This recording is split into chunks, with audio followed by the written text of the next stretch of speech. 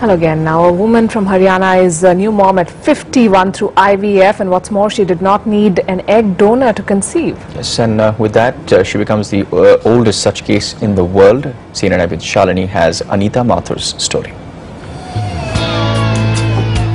A new mother at 51, and these twins are certainly going to be a handful.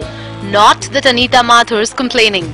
After 2 failed cycles of in vitro fertilization, it's third time lucky.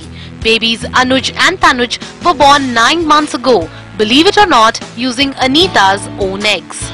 मेहरबानी हुई जो मैं मां बन गई। मतलब किसी का कहने को मेरे को सुनने के नहीं मिलता कि मतलब आप बांझ हो, हम आपका मुंह नहीं देखेंगे। It's pretty incredible that at 51, Anita Mathur hadn't hit menopause yet.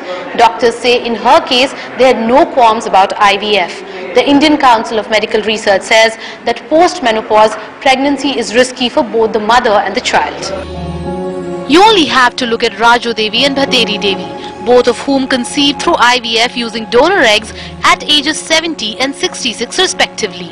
Both are now suffering serious health complications. The risk of prematurity and the risk of abortion runs higher, much higher in IVF conceived pregnancies.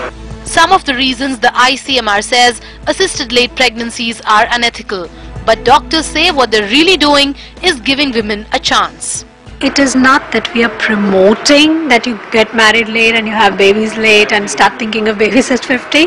What we are trying to say is that women who have reached this age group do have a hope of having their babies with their own eggs. And then there's the trauma of failed cycles of IVF and high costs, an estimated 80,000 rupees per cycle. It hasn't been a cakewalk, but 20 years since she first tried to conceive, Anita couldn't have been happier. In New Delhi, Shalini.